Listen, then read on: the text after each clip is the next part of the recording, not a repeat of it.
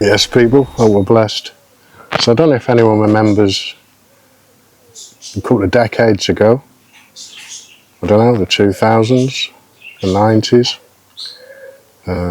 and before, that what used to happen was you'd be sat at a bus stop, or you'd be waiting in a queue outside a shop, or just anywhere in public, and there may be other people there. And what used to happen is people used to have a chat. People used to say morning or good afternoon, depending what time of day it was, or they talk about the weather, or, you know, have I seen you here before? So these wouldn't be world-changing conversations, but it'd be some form of a human interaction. And that's gone. I don't know if you've noticed, but that doesn't happen anymore. And if someone stood in public, even if there's two people stood in public, waiting or queuing up, which is a whole other conversation, then they'll tend not to speak to each other. Or they definitely won't speak to a stranger. But what they will do is just stir into the internet, won't they? They'll just pull out a phone, and if there's any conversation, it's based around what they've just looked at on their phone. Then it's based around, have you seen this? You know, a social media post. Maybe someone that they know or someone they admire. But the art of conversation, of just talking about what you're observing in the here and now, has gone. And I'm as guilty of it as anyone. And this is great, isn't it? I mean, this technology is fantastic. I mean, you are never alone. You can be 300 miles away from humanity and you will not be short of someone to talk to or listen to. And that's absolutely fantastic. But what's the flip side? So what about human interaction? The importance of someone looking into your face and you looking into someone else's face, you know? Picking up visual clues, you know? People skills. Really recognising the tone of someone's voice in combination with a facial expression. I mean, surprise without a real life conversation could be miscued as anger, really, couldn't it? And it can't be put right with an emoji. We can all have interactions. I know people from watching their videos, you know. Some of them have actually DM'd and messaged and spoken to. Some of them I'll put comments, and I welcome any comments down in the post. But unless I've met them face to face, I don't know them and they don't know me. But some people like that, you know, it's a safe distance, you know. You can't be hurt by someone who doesn't really know you, can you? So have we been conditioned to be standoff and have such a low trust society that we have friends or associates or people we look up to or people we spend time listening to and taking in their opinions, and, you know, we may have something in common, be it political, spiritually,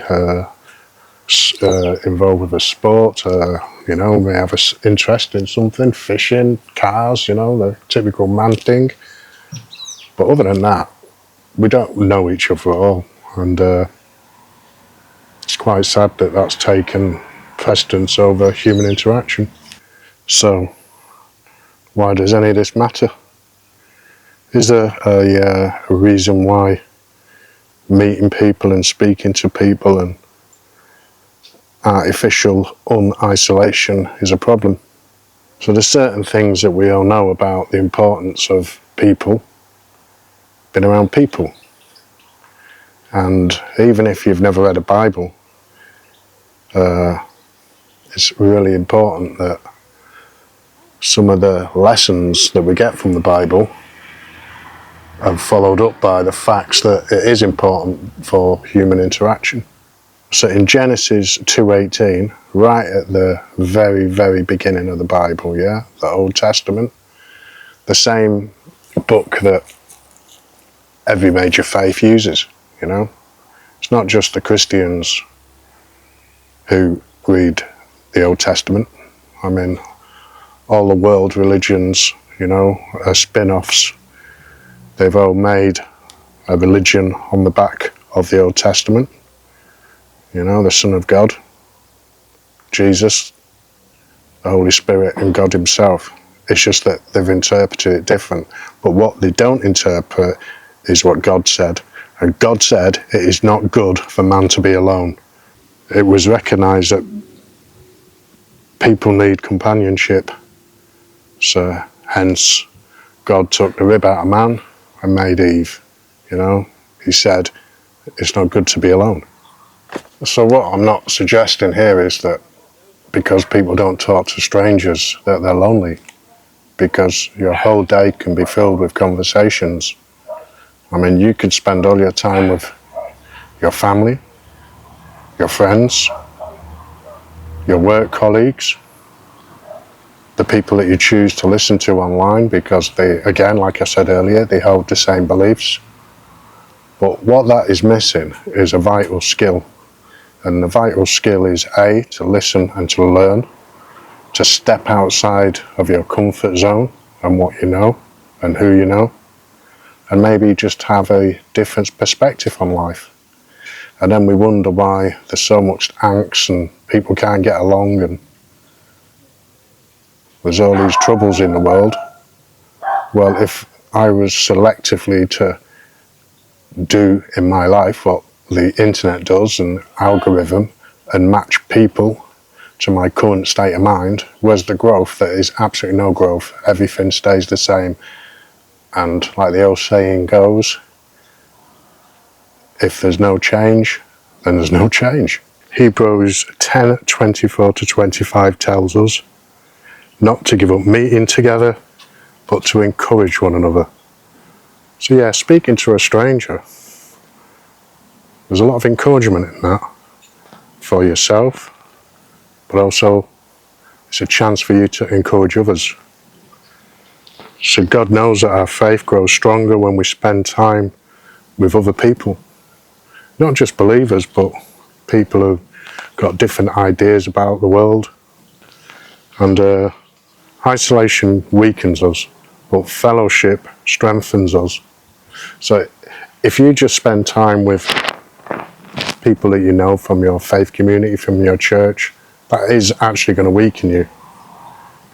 That's cult behaviour. That's what a lot of cultures do, where they just stay amongst themselves and they won't spend any time. They forbid them, their members or their believers of these religions to associate with anyone who thinks different. So what do you think that's going to do? It's not going to... So even if someone does not believe anything that I believe in my faith, just hearing their views and their arguments, because I know as a Christian that I'm reading and I'm believing the truth, it's not going to weaken my faith. It actually endorses and shows the reality and the truth in what I believe, in how I worship, and my love of Jesus Christ. Like someone seeing something different actually strengthens my belief. You see, someone who preaches and believes something different and is willing to talk to me about it, honestly, the only thing that's going to do is embolden me in my faith and strengthen my belief that Jesus Christ was born, he's God on earth, he died on the cross, and he came back 3 days later to forgive me for my sins, and the same for you. The Bible also teaches us to listen, which is part of meeting strangers. Because if you're just around the people that you know, there's always someone who's slightly more dominant, and you get patterns of how we interact. So one person will do a lot more listening than the other person. And it says here in the Bible again, "Wherefore, my beloved brethren, let every man be swift to hear, slow to speak, and slow to wrath. Slow to talk and slow to get angry. And that's something that we're all missing.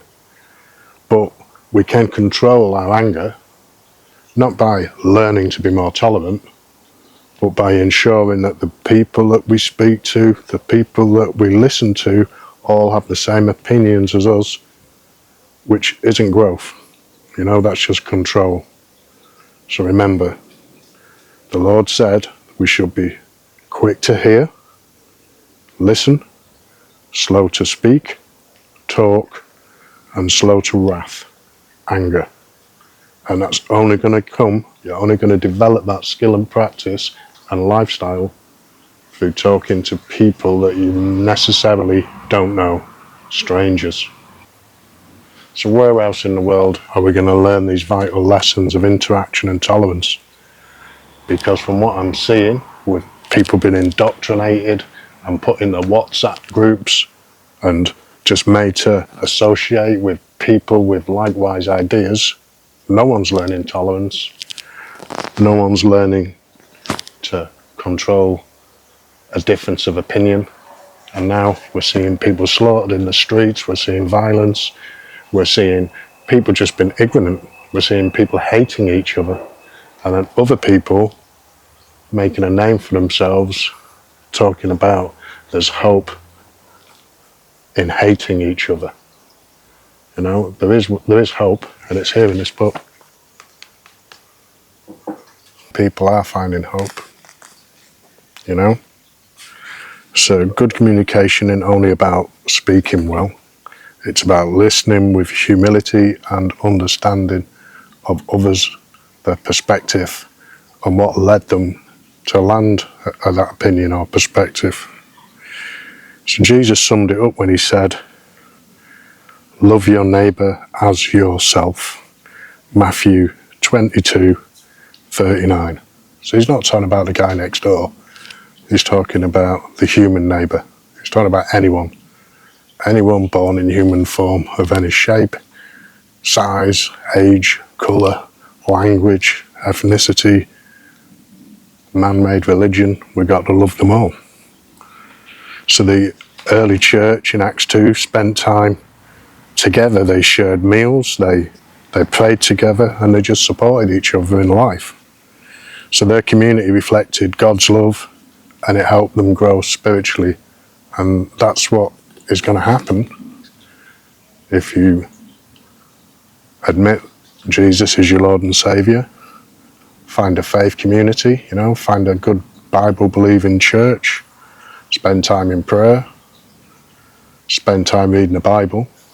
What I believe is most importantly spreading the word of the Lord, and that's not going out street preaching, which is what some people do, and that's a gift from God. I just mean going out and talking to strangers. And you don't always need to talk about your faith. Sometimes it's just blatantly obvious by who you are, kindness, love, respect, all those old-fashioned values which used to happen at bus stops and waiting outside a chippy. Now people don't have to do any of that. We don't have to practice it, innit? We can just sit there staring at a phone, pretending to be occupied, just so we don't have to be engaged. So let's use our words to encourage, our eyes to listen, and our lives to truly build others up. So thanks for watching, and if this message encouraged you, please like the video, subscribe to my channel. By the grace of God, share it with someone who might need this reminder today, someone that you feel is isolated or just stuck in a circle of the same old. So God bless you, and I'll see you in the next video. Thanks for watching.